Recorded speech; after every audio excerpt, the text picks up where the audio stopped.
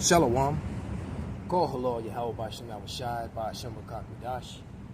Double honors unto the apostles and the elders of Great Millstone. Salutations to all my fellow laborers that do this work in truth and sincerity, risking their lives and their freedom to do so now more so than ever. To the scattered elect that are scattered around the four corners of the earth, that be like unto the Gentile nations, the Israelite foreigners, and to the ahchyam that are listening and learning. To you I say Shalawam. This is your brother MALCHAAMAH from the branch of the Great Millstone here in Chicago, coming at you with another lesson in truth. Right, so it's really windy out here. I pray that the wind don't blow this camera away while we're doing this, that the Lord holds it back just for the time so I can finish this lesson. It won't be long, but this is a lesson. The inspiration behind this is a video that I spoke about before, about 2-3 videos back, that one of the beloved brothers in the camp put up, the brother Shatia, and it was called Sorry Bad Uncle Esau, This Wasn't You, the Dark Ages. And what he was doing was he was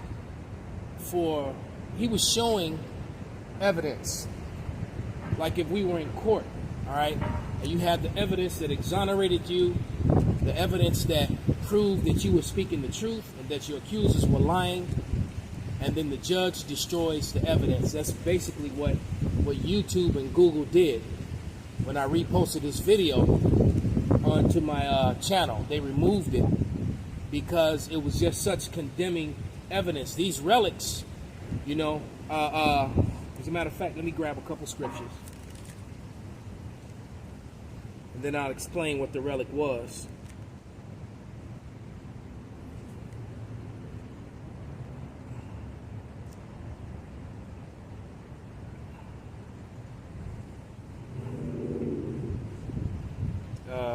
This is Deuteronomy 33 and 29, which is literally one of my favorite scriptures because it's so important and so to the tone of what's going on in the world today with the awakening of the Israelites. All right, but this is Deuteronomy 33 and 29, and it says, "Happy art thou, O Israel, who is like unto thee, O people saved by Yahawah, the shield of thy help, and who is the sword of thy excellency. And thy enemies shall be found liars unto thee, and thou shalt tread upon their high places." And we're treading upon their pride and their lies, right? We're treading upon their pride and their lies, because the truth of the matter is that during the dark ages, during the time of all those things that were going on, that they love to make period pieces about in history, they were in the caves, braying and making sounds like donkeys. The movie Quest for Fire, if you've never seen it, it came out in the 80s, like in the early 80s, with Ray Dong Chung was one of the main people. She played one of the women in it. That was them. That's their true history. And that's why they, you know, come up with this whole pseudoscience of carbon dating, trying to say that was 100,000 years ago. The earth isn't even that old. So many millions of trillions of years ago. All that's lies. When you look up carbon dating, it's all based upon hypotheses. They can only actually date back to a certain period of time. Don't quote me, I'm not sure, but I think it's between 5,000 and 10,000 years is the most that they can go. Anything beyond that, they're lying.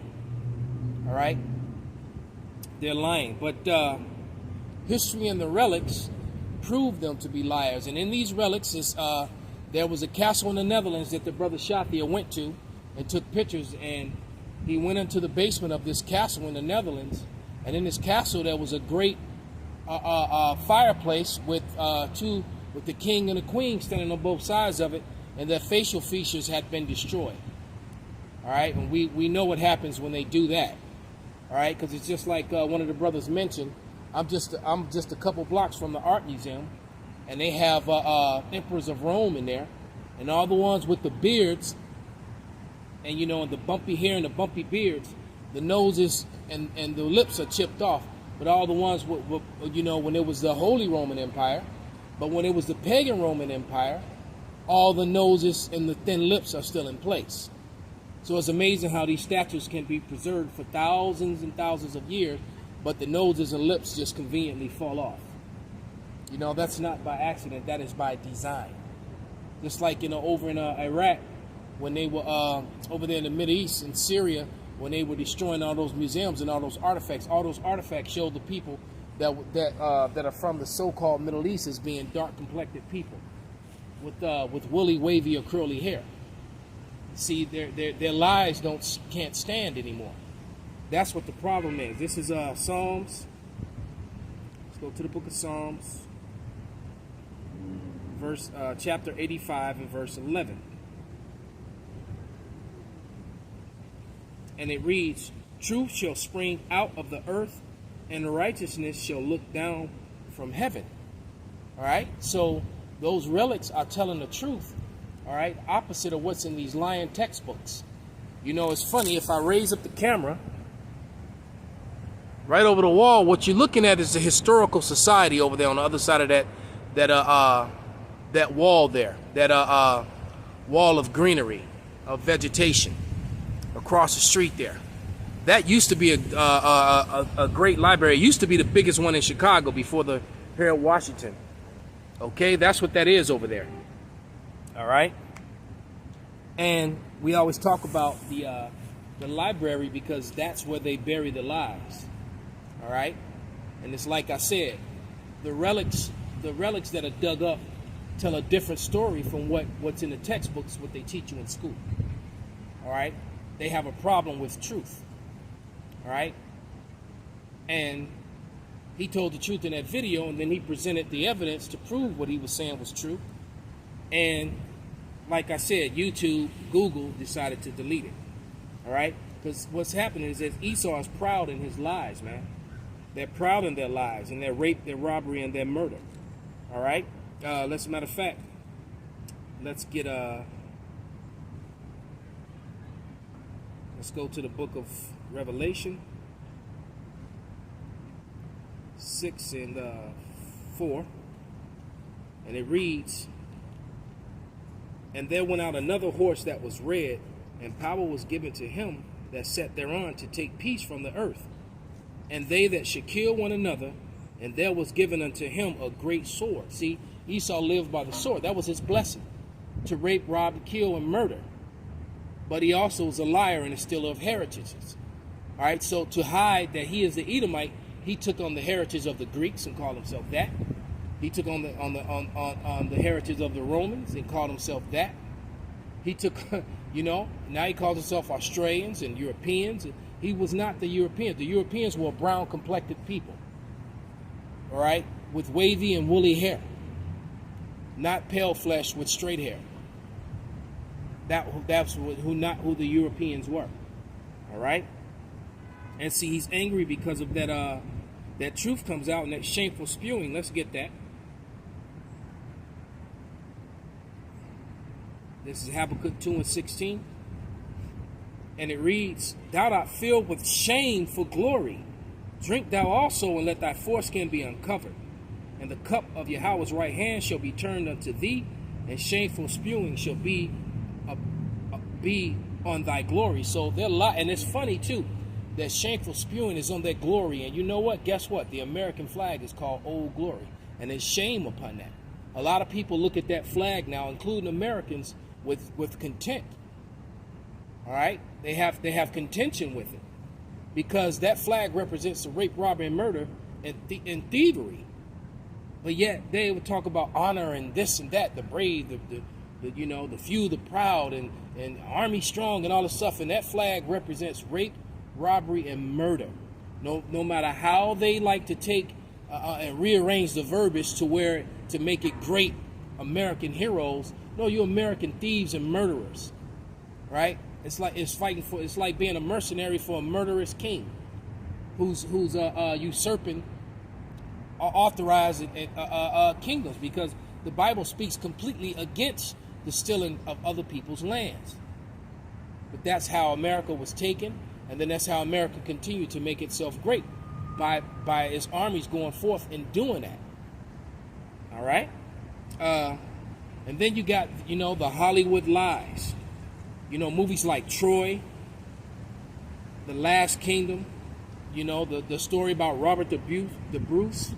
Inside of that story was another mini story about Robert the Black. All right. Those were not white men. Those were not Caucasian people, so-called. All right. Those were Negroes, so-called, the Israelites. And the relics that have been dug up prove it. And it's been documented in many books. And like I said, these people have been found to be liars, and they just hate the truth because it hurts them so bad. All right? And if I could be that sword that cut deep into their flesh with the truth, then so be it. I'm going to keep swinging it. All right? Then they built a whole system of white superiority, this white superiority doctrine, to cover up and protect those lies. Married it to religion.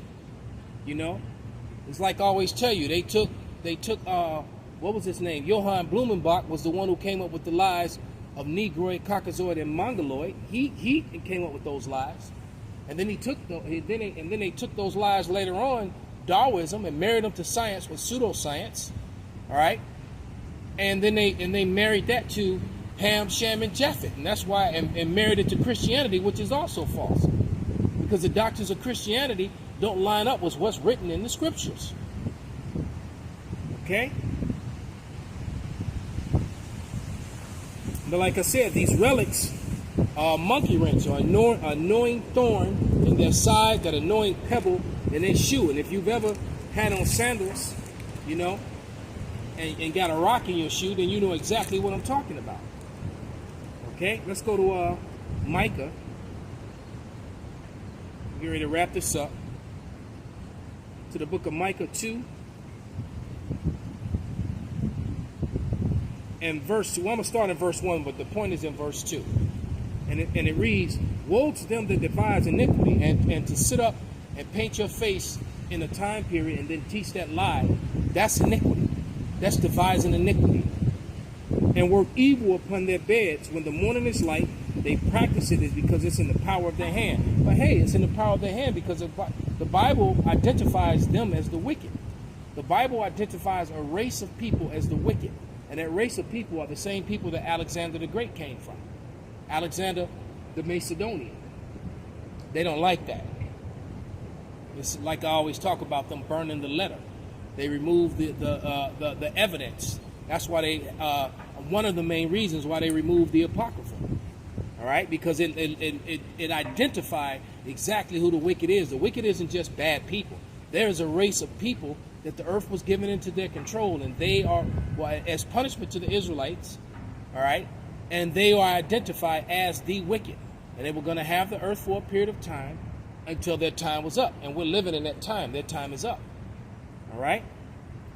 And it says, verse 2, "And they covet fields and take them by violence, and houses they take them away, so they oppress a man in his house, even a man in his heritage." And they did exactly that. Not only did I take our land from us, we of the northern kingdom here, the so-called natives and Hispanics of this land, then they took our heritage away and gave us false ones and false labels. All right? Then they even stole the heritage of our brothers, the Judites, and called themselves Jews. This is what they do. All right? One last scripture. It's the book of Obadiah, 1 and 10. And it reads, "For thy violence against thy brother Jacob, shame shall cover thee, and thou shalt be cut off forever." And that's the time that we're entering into, and it cannot happen fast enough. It simply can't happen fast enough. I pray every day that the Lord continues to speed up the time and cut down these Edomites, man, and put them in that place, man. All right? Because, it said that they will wear out the saints. We are worn out, man. Jake is thoroughly, or the earth is worn out. All right? So with that, I'm going to give all praises, glory, and honor unto YAHAWAH, BAHASHAM, YAHAWASHI, BAHASHAM, RAKAKWADASH, WA ABAB ABA, SHALAWAM.